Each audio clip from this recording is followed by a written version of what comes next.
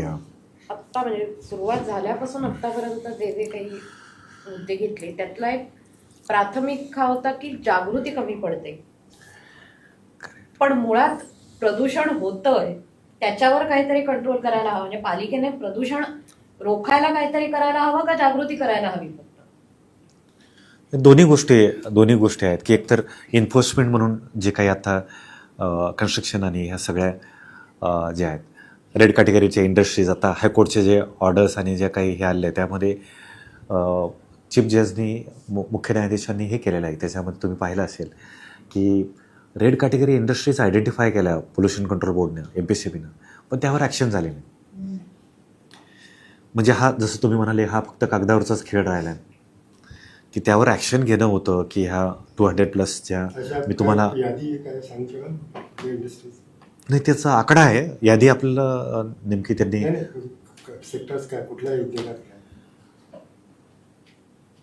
Mostly त्याच्यामध्ये chemical आणि ह्या जे काही रिफायनरीज असं त्याच्यामध्ये हे आहेत. मला वाटतं ते पाहायला पाहिजे. पण त्याचं जो काही ॲफिडेटिव्ह सबमिट केलेलं आहे पोल्युशन कंट्रोल बोर्डने त्याच्यामध्ये लिस्ट आहे आणि त्या रेड कॅटेगरीज आणि ऑरेंज ग्रीन असं दिलेलं आहे.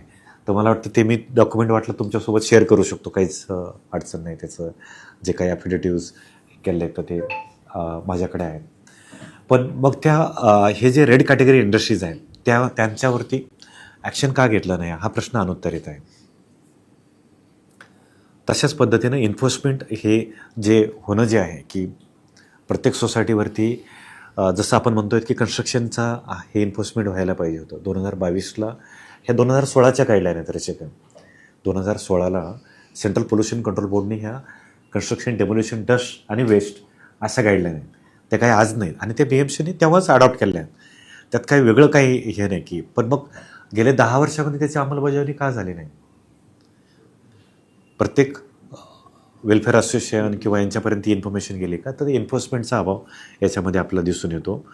आणि 2022ला पुन्हा हे सगळा एक्झरसाईज झाला. क्रेडाय आणि ह्या सगळ्या एजन्सीसोबत कन्सल्टेशन झाले पण त्याची अंमलबजावणीच त्या फ्रंटवर 2022 मार्च एप्रिलपासून तर आत्तापर्यंत तर त्याचं पुन्हा एक्झिक्युशन व्हायला आत्ता जे सुरू आहे तर तेही प्रायव्हेट सगळे बिल्डर्स आणि डेव्हलपर्स यांच्यासोबत सुरू आहे.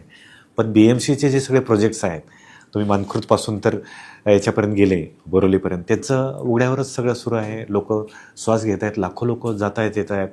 पण त्यांच्या आरोग्यावर काय परिणाम होतो आहे BMCच्या सगळ्या ह्या प्रोजेक्टमुळे त्यावर किमान BMCने स्वतःचं आपण म्हणजे इंग्लिशमध्ये म्हण आहे ना की तुमचं पहिलं the order your house first म्हणजे तर तुम्ही म्हणजे ह्या बिल्डर्स आणि यांचं तर आहे पण BMCने स्वतःचे तरी ॲक्शन तातडीनं घेऊ शकले असते करू शकले असते. आत्ताही करू शकतात ते पण ते आत्ता एक्झिक्युशन नाही. सगळ्या साईडचं जसं BMCच्या आपण हे केला रिपोर्ट केला प्रत्येक वॉर्डमध्ये तर भयंकर परिस्थिती आहे. तिथे लोक त्रास होत आहेत. लोक आजारी आहेत.